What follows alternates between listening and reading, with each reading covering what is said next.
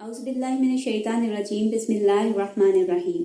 अस्सलामु अलैकुम वरहमतुल्लाहि वबरकातुहू। आज मैं आप लोगों से रमज़ान के हवाले से कुछ बातें शेयर करूंगी, यानी रोज़ों की फजीलत, इसके अहकामात, इसकी फ़र्जियत और कौन सी ऐसी चीज़ें हैं जिनसे रोज़ा टूट जाता है, रोज़े का कफ़ारा, और कौन से ऐसे काम हैं जिनको करने से रोज़े के अजर में इजाफा हो सकता है और कौन से कामों से हमारे रोज़े के सवाब में कमी हो जाती है। और रसूल सल्लल्लाहु अलैहि वसल्लम की रमज़ान में क्या रूटीन होती थी, क़ियामुल लैल, एतकाफ, शब कदर, ये सारी चीज़ें जो हैं वो हम डिस्कस करेंगे। तो आएँ सबसे पहले रमज़ान की फजीलत के हवाले से देख लेते हैं। रसूल सल्लल्लाहु अलैहि वसल्लम की हदीस है कि जब रमज़ान आता है तो जन्नत के दरवाजे खोल दिए जाते हैं। कुछ रवायात में आता है रहमत के दरवाजे और कुछ में आता है आसमान के दरवाजे। और फिर उसके बाद आगे इसमें अल्फाज आते हैं कि जहन्नम के दरवाजे बंद कर दिए जाते हैं और शयातीन जकड़ लिए जाते हैं। यानी यह महीना हर लिहाज से नेमतों और बरकतों का महीना है। और इसमें एक ख़ास रात है शब कदर, जो 1000 महीनों से बेहतर है। यानी अल्लाह ताला रमज़ान के महीने में बहुत सारे लोगों को जन्नत में दाखिल करते हैं, यानी वो ऐसे काम करते हैं कि वो उनके जन्नत में जाने का बाइस बन जाते हैं, और बहुत सारे लोगों को जहन्नम से आज़ादी मिलती है। यह महीना असल में मुसलमानों की रूहानी और दीनी तरबियत का महीना है। रमज़ान को अल्लाह ताला ने कुरान का महीना कहा है। कुरान में अल्फाज आते हैं शहरु रमज़ान अल्लज़ी उन्ज़िला फ़ीहिल कुरान, कि रमज़ान वो महीना है जिसमें कुरान नाजिल किया गया। यानी हम इसको कुरान का महीना भी कह सकते हैं। और यही वजह है कि रमज़ान में कुरान पढ़ना, समझना और उसको याद करना बहुत ही आसान हो जाता है। यानी ये महीना जो है अल्लाह ताला ने ख़ास तौर पर नेमतों से भर रखा है। और इसमें सबसे बड़ी नेमत क्योंकि कुरान की है तो वो भी बहुत ज़्यादा आसान हो जाती है। यही वजह है कि अगर आप रमज़ान में देखें ना, तो आप बहुत जल्दी कोई सूरत याद करने की कोशिश करें तो आप बहुत जल्दी इसको मेमोराइज कर लेंगे। तो इस हवाले से हमें कोशिश करनी चाहिए कि रमज़ान में ज़्यादा से ज़्यादा सूरतें याद करें, और जो सूरतें हमें पहले से याद हैं उनको दोहरा कर पुख्ता कर लें, क्योंकि कुरान जो है ये दिलों से बहुत जल्दी निकल जाता है, क्योंकि ये बहुत ज़्यादा कीमती है। जैसे जेवरात होते हैं ना, मिसाल के तौर पर आपका कोई सोने का सेट हो या हीरे की अंगूठी हो, तो उसको हम बड़ी हिफाजत के साथ बड़े अच्छे से डब्बे में पैक करके अलमारी के अंदर वाले खाने में रखते हैं, और फिर बार बार कुछ अरसे बाद उसको चेक भी करते रहते हैं कि पड़ा हुआ है ना उधर। तो बिल्कुल इसी तरह ये कुरान जो है उन जेवरात से भी ज़्यादा कीमती है, तो इसकी भी हिफाजत करनी पड़ती है। कुरान पाक में अल्लाह ताला फरमाते हैं हुवा खैरुम मिम्मा यजमाउन, कि उन सारी चीज़ों से बेहतर है जो लोग जमा करते हैं। यानी अब लोग दुनिया में मुख्तलिफ इंटरेस्ट होते हैं ना, कुछ लोग पैसे जमा करते हैं, कुछ लोग प्राइस बॉन्ड जमा करते हैं, कुछ लोग जो हैं वो कॉइन्स कलेक्ट करते हैं, कुछ स्टैम्प्स कलेक्ट करते हैं, कुछ जेवरात, और कुछ लोग जो है वो कपड़े यानी ड्रेसेस वगैरह उसकी कलेक्शन बनाते हैं। तो इन सारी चीज़ों से कुरान को अपने दिल में जमा करना सबसे बेहतर है। आइए अब रोज़े की फजीलत के हवाले से कुछ बातें डिस्कस कर लेते हैं। रोज़े को अरबी में सोम कहा जाता है, जिसके मायने होते हैं रुकने के, और शरीयत में तुलुए फजर से लेकर गुरूब आफ्ताब तक खाने पीने और अल्लाह ताला की नाफरमानी के कामों से रुके रहना रोज़ा कहलाता है। और इस हवाले से रसूल सल्लल्लाहु अलैहि वसल्लम की हदीस है कि इंसान के हर नेक अमल का अजर जो है वो 10 गुना से 700 गुना तक बढ़ाया जाता है। लेकिन रोज़े के अजर के हवाले से अल्लाह ताला फरमाते हैं कि रोज़ा सिर्फ मेरे लिए है और इसका अजर भी मैं खुद ही दूंगा।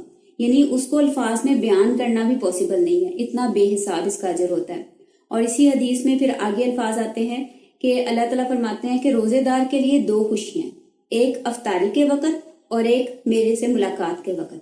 उसके बाद आगे अल्फाज आते हैं कि रोज़ेदार के मुंह की बू अल्लाह के नज़दीक कस्तूरी से ज़्यादा अफसर है। अच्छा, इस हदीस के हवाले से लोगों की एक मिसअंडरस्टैंडिंग है या मिसकंसेप्शन है। लोग समझते हैं कि रोज़े के दौरान ना जितनी आपके मुंह से बदबू आए ना, वो अल्लाह के नज़दीक ज़्यादा पसंदीदा है, जबकि ये बात बिल्कुल गलत है। क्योंकि हुजूर सल्लल्लाहु अलैहि वसल्लम रोज़े के दौरान बहुत दफ़ा मिसवाक करते थे और अपने मुंह को साफ रखते थे। यहाँ पे जिस बू की तरफ इशारा किया गया ना, वो ये है कि जब हम बहुत देर तक कुछ नहीं खाते, कितने घंटों तक हमारा स्टमक जब खाली रहता है ना, तो उसमें कुछ केमिकल्स जनरेट होते हैं।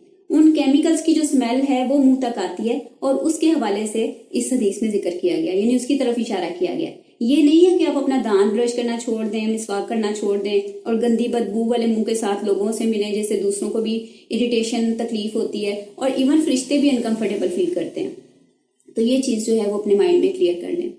اس کے بعد رسول صلی اللہ علیہ وسلم کی ایک اور حدیث ہے جس سے روزوں کی اہمیت پتہ چلتی ہے۔ الصوم جنتن، روزہ ایک ڈھال ہے۔ ڈھال یعنی پروٹیکٹیو شیلڈ۔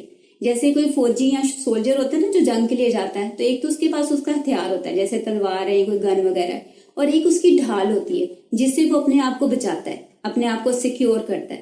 تو اسی طرح یہ روزہ جو ہے یہ ایک مسلمان کے لیے، ایک مومن کے لیے ڈھال ہے جو اس کو گناہوں سے بچاتی ہے، جو اس کو شیطان کے حملوں سے بچاتی ہے، نفس کے وسوسوں سے بچاتا ہے، اور پھر اس کے علاوہ جو ہے یہ ہمیں جہنم کی آگ سے بھی بچاتا ہے۔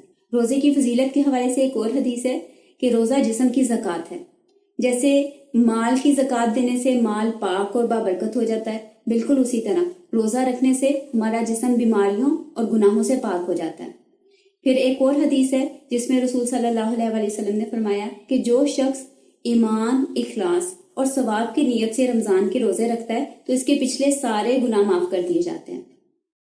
اور پھر ایک اور حدیث ہے کہ جنت کے دروازوں میں سے ایک دروازے کا نام ہے باب الریان، اور اس میں سے صرف روزے دار جو ہیں وہ داخل ہوں گے۔ قیامت والے دن ایک پکارنے والا پکارے گا کہ کہاں ہے روزے دار جنہوں نے خاص اللہ کی رضا کے لیے روزے رکھے تھے، اور پھر ان کو اس دروازے سے جنت میں داخل کیا جائے گا اور اس کے بعد اس دروازے کو بند کر دیا جائے گا۔ اللہ تعالیٰ ہمیں بھی ان خوش نصیبوں میں شامل فرما لے، آمین۔ آئے اب روزے کے اصل مقصد کو سمجھ لیتے ہیں، یعنی اس کا پرپس کیا ہے۔ قرآن پاک میں الفاظ آتے ہیں، یا ایھا الذین آمنوا کتب علیکم الصیام، کہ اے لوگو جو ایمان لائے ہو، تم پر روزے لکھ دیے گئے یعنی فرض کر دیے گئے، کما کتب علی الذین من قبلکم، جیسے کہ تمہارے سے پہلے لوگوں پر فرض کیے گئے تھے، لعلکم تتقون، تاکہ تم لوگ پرہیزگار بن جاؤ، یعنی تمہارے اندر اللہ کا خوف، اللہ کا تقوی پیدا ہو جائے۔ یہ ہے روزے کا اصل مقصد۔ یعنی دیکھیں نا، جب ہم روزہ رکھتے ہیں تو ہم خود کو بہت سی حلال چیزوں سے بھی روکتے ہیں۔ ہمیں بھوک لگی ہوتی ہے لیکن ہم کھانا نہیں کھاتے، چاہے کوئی دیکھ رہا ہو یا نہ دیکھ رہا ہو۔ اسی طرح ہم خواتین تو سارا دن کچن میں کوئی نہ کوئی کام کرتی رہتی ہیں، فریج میں کبھی کوئی چیز رکھنا، کبھی نکالنا، اور فریج میں بہت سی مزے کی چیزیں بھی پڑی ہوتی ہیں اور ٹھنڈا پانی بھی ہوتا ہے، لیکن کبھی دل میں یہ خیال نہیں آتا کہ چلو کوئی نہیں دیکھ رہا تو میں کچھ کھا پی لوں۔ یہی وجہ ہے کہ روزہ خاص اللہ کے لیے ہے، یعنی یہ دل کی نیت ہے۔ آپ دیکھیں نا کہ باقی جتنی عبادات ہیں، مثال کے طور پر کوئی بندہ نماز پڑھ رہا ہے، وہ رکوع کرتا ہے، وہ سجدہ کرتا ہے، تو ارد گرد والے لوگوں کو پتہ چل جاتا ہے کہ اچھا یہ نماز پڑھ رہا ہے۔ اسی طرح جو بندہ زکوٰۃ جس نے دینی ہے وہ بھی کسی دوسرے بندے کو پیسے دے گا تو اس کو بھی پتہ چل جائے گا زکوٰۃ دے رہا ہے۔ اسی طرح آپ دیکھیں حج کے لیے جو لوگ جاتے ہیں تو پہلے تو اپنے ملک سے جائیں گے مکہ، اور پھر اس کے بعد وہاں پہ طواف کرنا، وہ ساری عبادات کرنا، اس کا بھی ظاہری پتہ چل جاتا ہے کہ یہ حج کر رہا ہے۔ لیکن جو روزہ ہے نا، اس کا کسی کو نہیں پتہ چل سکتا، یہ صرف اللہ اور بندے کا معاملہ ہوتا ہے۔ اسی وجہ سے وہ حدیث ہے کہ میں روزہ جو ہے وہ صرف میرے لیے ہے اور اس کا اجر بھی میں خود ہی دوں گا۔ روزے کی فرضیت کے حوالے سے یہ ہر بالغ اور عاقل مسلمان پر فرض ہے، یعنی بالغ سے مراد میچور اور عاقل سے مراد نارمل، یعنی اس کو کوئی مینٹلی پرابلم نہ ہو، ریٹارڈڈ نہ ہو، تو اس کے اوپر یہ فرض ہے۔ اور کسی عذر کے بغیر روزہ چھوڑنا جو ہے ایک بہت بڑا گناہ ہے۔ البتہ کسی مسئلے یا شرعی عذر کی وجہ سے روزہ چھوڑنے کی اجازت ہے، کیونکہ اسلام جو ہے نا یہ ایک فطری اور آسانی کا دین ہے۔ اس میں اللہ تعالیٰ نے کبھی کوئی ایسا حکم نہیں دیا جس کی وجہ سے انسان جو ہے وہ مشکل میں پڑ جائیں۔ قرآن حدیث سے ہمیں پتہ چلتا ہے کہ کن لوگوں کے لیے روزہ چھوڑنے کی اجازت ہے۔ نمبر 1 بیمار، نمبر 2 مسافر، نمبر 3 بوڑھے، یعنی ایسے لوگ جو کمزور ہو گئے ہیں، جن کے اندر طاقت نہیں ہے روزہ رکھنے کی، اور نمبر 4 حیض اور نفاس والی عورتیں یعنی پیریڈس وغیرہ، نمبر 5 وہ عورتیں جو پریگننٹ ہیں یعنی حاملہ عورتیں، نمبر 6 دودھ پلانے والی عورتیں۔ اور جو لوگ کسی وجہ سے روزہ نہیں رکھ سکتے ان کے حوالے سے کیا حکم ہے؟ قرآن پاک میں آتا ہے کہ جو کوئی تم میں سے مریض یعنی بیمار ہے یا کسی سفر پر ہے، فَعِدَّةٌ مِّنْ أَيَّامٍ أُخَرَ، تو اسے چاہیے کہ وہ گنتی کو دوسرے دنوں میں پورا کر لے۔ آئیں اب روزے کی سنتیں ڈسکس کر لیتے ہیں۔ روزے کی سنت سحری کھانا ہے۔ رسول صلی اللہ علیہ وسلم کی حدیث ہے کہ سحری کھایا کرو، اس میں برکت ہے، اور اسے کبھی نہ چھوڑو، چاہے کوئی پانی کا ایک گھونٹ ہی پی لے، کیونکہ اللہ اور اس کے فرشتے سحری کھانے والوں پر سلامتی بھیجتے ہیں، اور یہ ہمارے اور اہل کتاب کے روزے میں فرق کرتی ہے۔ یعنی سحری کھانے کے 3 فائدے ہو گئے، نمبر 1 برکت، نمبر 2 اللہ اور فرشتوں کی سلامتی، نمبر 3 اہل کتاب اور ہمارے روزوں میں فرق۔ اور افطاری کے حوالے سے رسول صلی اللہ علیہ وسلم کا فرمان ہے کہ افطاری کرنے میں جب تک لوگ جلدی کرتے رہیں گے تو وہ خیر پر رہیں گے، یعنی جیسے ہی سورج غروب ہو، مغرب کی اذان شروع ہو جائے تو فوراً روزہ افطار کر لینا چاہیے۔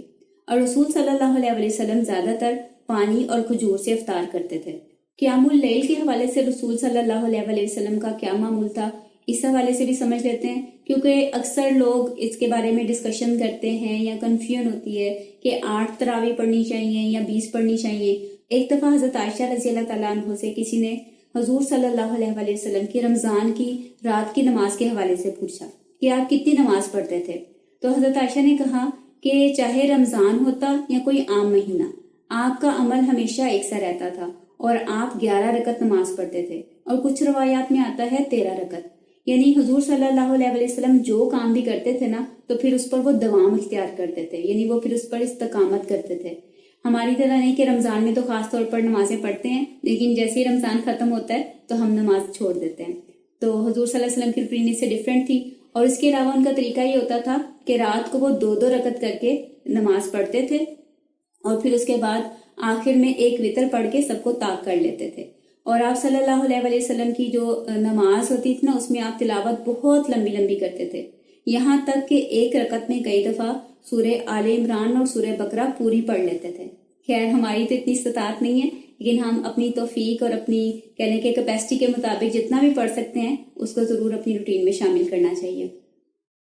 اور یہ قیام اللیل، تراویح اور تہجد کے حوالے سے بھی میں کلیئر کرتی جاؤں کہ اس کے حوالے سے یہ تینوں چیزیں جو ہیں نا اصل میں ایک ہی ہیں۔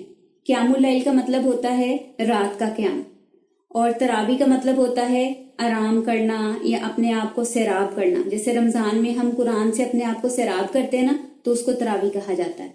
تو مطلب کوئی بھی ایسی نماز، کوئی بھی ایسا نفل جو عشاء کے بعد اور فجر سے پہلے پڑھے جائیں وہ قیام اللیل کہلاتے ہیں، اور انہی کو تہجد کہا جاتا ہے۔ البتہ تراویح جو ہے رمضان سے منسوخ کی جاتی ہے۔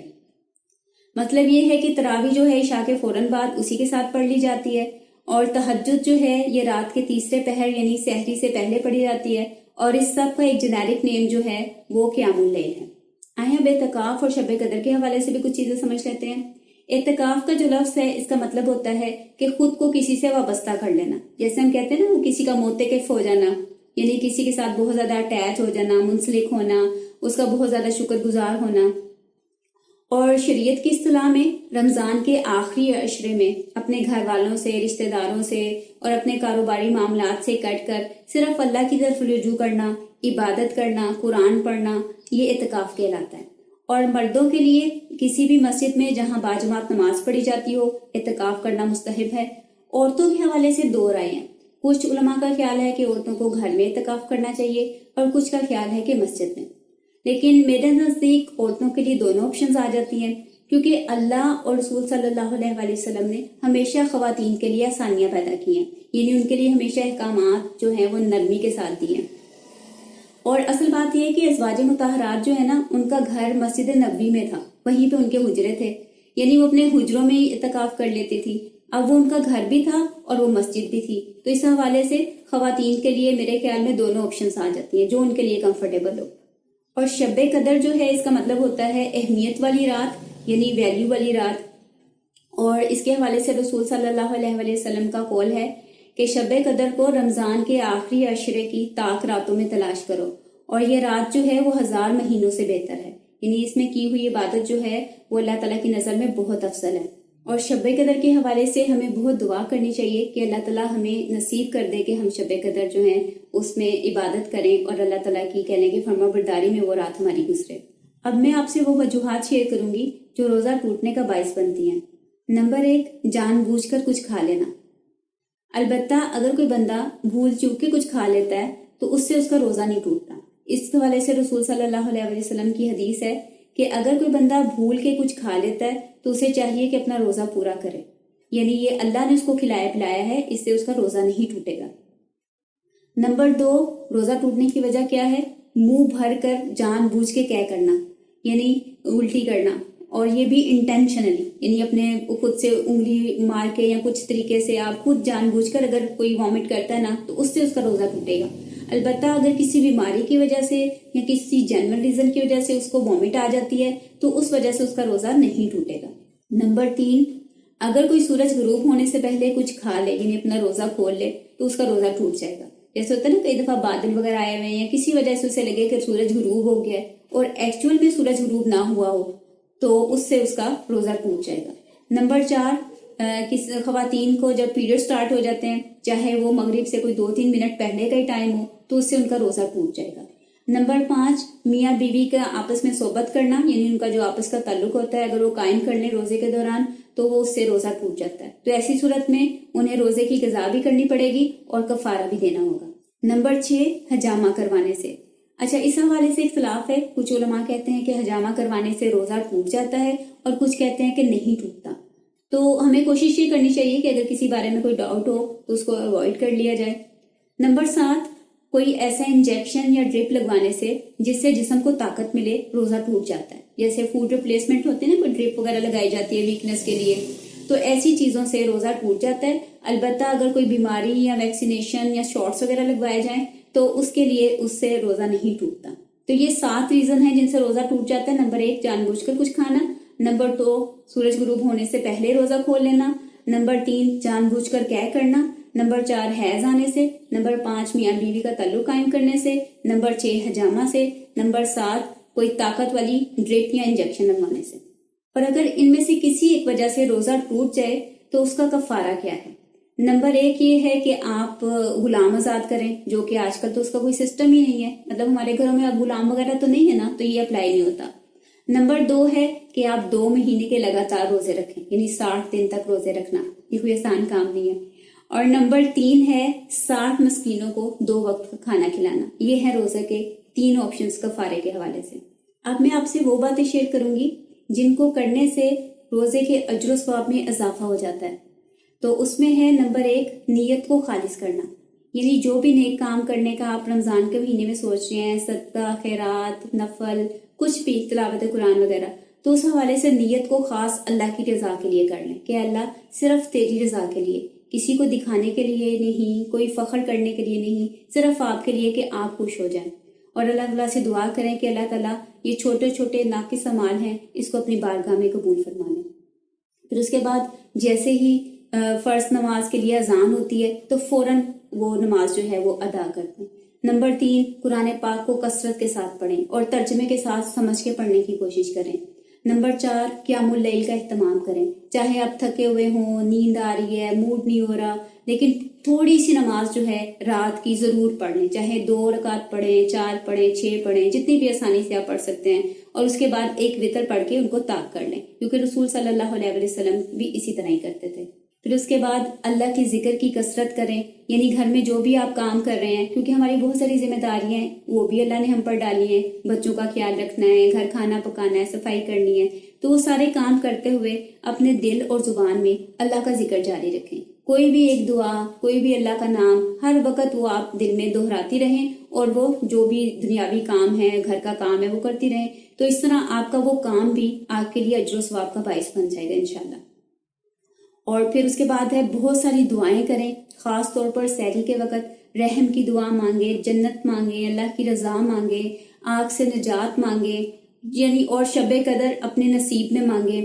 تو یہ ساری دعائیں جو ہیں آپ مانگیں، اور خاص طور پر سحری کے وقت، کیونکہ اللہ تعالیٰ جو ہیں اس وقت آسمان دنیا پر آتے ہیں اور اوپن آفر دیتے ہیں کہ کوئی ہے کہ کسی کو بخشش چاہیے اور میں اسے بخش دوں، کوئی ہے کہ کسی کی ضرورت ہو اور میں اسے عطا کر دوں. تو اس موقع سے فائدہ اٹھائیں اور اللہ تعالیٰ سے بے شمار دعائیں مانگیں. اس کے علاوہ قرآن پاک میں جہاں پہ مومنوں کی کیٹیگریز کا ذکر ہے نا، تو وہاں پہ ایک کیٹیگری جو ہے وہ سحر کے وقت استغفار مانگنے والوں کی ہے. تو رمضان میں ہم تھوڑی سی کوشش کے ساتھ، تھوڑی ایفرٹ کر کے، یعنی سحری کے لیے تو ہم نے اٹھنا ہی ہے نا، سحری بنانے کے لیے یا سحری کھانے کے لیے، تو اس سے تھوڑے سے 10-15 منٹ پہلے اٹھ جائیں اور 2-4 نفل جتنے بھی آپ آسانی سے پڑھ سکتے ہیں وہ پڑھیں اور اللہ تعالیٰ سے اپنے دل کی دعائیں مانگیں. قرآن پاک میں الفاظ آتے ہیں الصابرین والصادقین والقانتین والمنفقین والمستغفرین بالاسحار، یعنی سحر کے وقت بخشش مانگنے والوں کے گروہ میں ہم شامل ہو سکتے ہیں. اللہ تعالیٰ ہمیں ان میں شامل فرما لے، آمین. پھر اس کے بعد رمضان میں اپنے دل کی صفائی کا بہت اہتمام کریں. یعنی جیسے ہوتا ہے نا کہ ہمارے گھر میں کوئی مہمان آنا ہو یا ہمارے آفس یا اسکول وغیرہ میں کوئی گیسٹ آنے ہو تو ہم ان کے لیے خاص سیٹنگ بھی کرتے ہیں، ڈیکوریشن وغیرہ بھی کرتے ہیں. لیکن اس ساری سیٹنگ اور ڈیکوریشن سے پہلے ہم وہاں کی صفائی ضرور کرتے ہیں، کیونکہ اگر آپ اوپر سے ڈیکوریشن کر لیں لیکن نیچے گند پڑا ہوا ہے، چیزوں پر مٹی پڑی ہوئی ہے، تو وہ ڈیکوریشن بالکل بھی اچھی نہیں لگے گی، نہ اس کا کوئی فائدہ ہوگا۔ تو اسی طرح ہماری رمضان میں جو عبادات ہیں، صدقہ خیرات جو ہیں، یہ ہماری ڈیکوریشنز ہیں۔ اس سے پہلے دل کی صفائی سب سے زیادہ اہم ہے، یعنی ہمارے دل میں اگر کسی کے خلاف کوئی نفرت ہے، کوئی حسد ہے، کوئی بغض ہے، کوئی بھی غصہ ہے، اس کو نکال دیں، اسے معاف کر دیں اور اللہ تعالیٰ سے اپنی معافی کی امید رکھیں۔ پھر اپنے گناہوں پہ بہت زیادہ توبہ کریں، شرمندہ ہوں، روئیں، اللہ تعالیٰ سے معافی مانگیں اور توبہ استغفار بہت زیادہ کریں رمضان میں۔ اور پھر اس کے علاوہ دوسرے لوگوں کے لیے بہت ساری دعائیں کریں، کیونکہ کئی دفعہ دوسرے لوگوں کی تقدیر یا ان کی نعمتیں جو ہیں وہ آپ کی دعاؤں کی وجہ سے انہیں ملتی ہیں۔ اور اس حوالے سے رسول صلی اللہ علیہ وسلم کی ایک حدیث بھی ہے نا کہ جب کوئی مسلمان بھائی اپنے دوسرے مسلمان کے لیے، اپنے بھائی کے لیے غیر موجودگی میں دعا کرتا ہے نا، تو فرشتہ اس پر آمین کہتا ہے، اور ساتھ میں کہتا ہے کہ جو تو نے اپنے بھائی کے لیے مانگا ہے اللہ تعالیٰ تجھے بھی وہ عطا کرے۔ اور پھر اس کے علاوہ دوسروں کے لیے بہت زیادہ آسانیاں پیدا کرنے کی کوشش کریں۔ اس حوالے سے ہمیں ایک واقعہ ملتا ہے کہ رمضان کے دوران ایک دفعہ رسول صلی اللہ علیہ وسلم ایک سفر پر نکلے، اور سفر میں پتہ ہے کہ روزے کی رخصت ہوتی ہے کہ آپ روزہ چھوڑ سکتے ہیں، لیکن کچھ صحابہ نے روزہ چھوڑا اور کچھ نے رکھ لیا۔ اور جب یہ سفر کر کے ایک جگہ پر پہنچے جہاں پہ انہوں نے اسٹے کرنا تھا، قیام کرنا تھا، تو جن لوگوں نے روزہ رکھا ہوا تھا نا وہ تو ٹوٹلی ایگزاسٹ ہو گئے، یعنی سفر، گرمی اور وہ بھوک کی وجہ سے تو وہ تو گر پڑے ایک طرف، یعنی بیٹھ گئے آرام سے، ان کی ہمت نہیں ہو رہی تھی۔ اور جن لوگوں نے روزہ نہیں رکھا تھا انہوں نے خیمے وغیرہ لگائے، انہوں نے سب کے لیے کام کیے، ساری ارینجمنٹس کی۔ تو رسول صلی اللہ علیہ وسلم نے فرمایا کہ آج روزہ نہ رکھنے والے روزہ رکھنے والوں پر ثواب میں سبقت لے گئے، یعنی دوسروں کے لیے آسانی پیدا کرنا بھی بہت بڑا اجر و ثواب کا کام ہے۔ اب آخر میں آپ لوگوں سے وہ چیزیں شیئر کروں گی جن سے ہمارے روزے کے اجر و ثواب میں کمی ہو جاتی ہے۔ اس حوالے سے رسول صلی اللہ علیہ وسلم کی حدیث ہے کہ جو شخص روزہ رکھ کے جھوٹ بولنا اور غلط کام کرنا نہیں چھوڑتا تو ایسے بندے کے بھوکا پیاسا رہنے کی اللہ کو کوئی پرواہ نہیں۔